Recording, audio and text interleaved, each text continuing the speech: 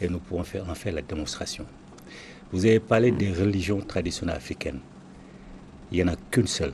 Il n'y a qu'une seule religion traditionnelle africaine aux manifestations diversifiées. De même, le christianisme a un tronc commun, mais des ramifications. Il y a les catholiques, les protestants, les témoins de Jéhovah, les quakers, etc. Mais le tronc commun est le même. L'islam, c'est identique. Il y a les sunnites, il y a les chiites, il y a les tidjanes, etc. Mais le tronc commun, c'est le même. La religion traditionnelle africaine, c'est exactement la même chose. Le tronc commun est exactement le même. Qu'on pratique ici le vaudou, qu'on pratique là-bas le komo ou le bouiti, etc.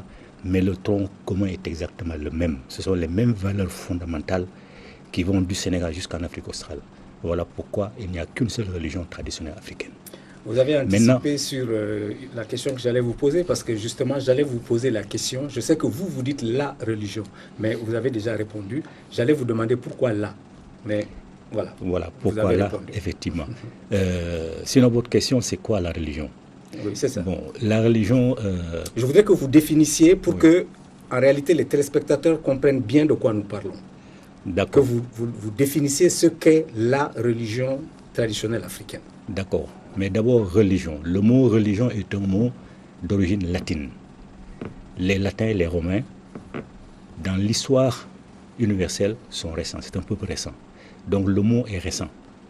Ce mot vient couvrir des réalités qui ont existé avant qu'il ne soit inventé. Ces réalités-là se résument dans la tradition. On peut les appeler mœurs et coutumes, on peut les appeler culture avec un grand C, on peut les appeler des civilisations avec un grand C qui englobe tout, mais en général c'est tradition. Tout ce que la religion prétend révéler est contenu dans la tradition du peuple dont elle se réclame. La religion n'a encore amené aucun enseignement qui ne soit contenu déjà dans une tradition. Bon, maintenant la tradition africaine. La tradition africaine repose sur certaines bases fondamentales. La croyance en l'androgynie de Dieu. La croyance en Dieu en tant que fluide universel. La croyance en la réincarnation. On ne va pas au paradis en une seule fois. Plusieurs existences sont nécessaires pour qu'on affine justement cette parcelle d'énergie divine qui fait que l'être humain existe. Parce que Dieu, dans l'Afrique traditionnelle, est à la fois parcelle et totalité. Tout ce qui existe et qui est naturel contient une parcelle de Dieu. Donc la réincarnation. La complémentarité entre la femme et l'homme, pas l'égalité. Parce que la femme et l'homme ne peuvent pas être égales, mais la complémentarité.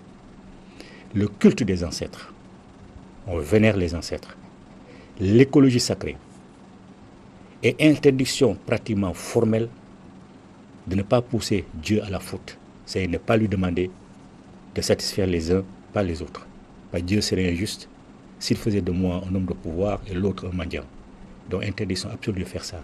Du Sénégal jusqu'en Afrique australe, ce sont ces mêmes valeurs fondamentales qui existent.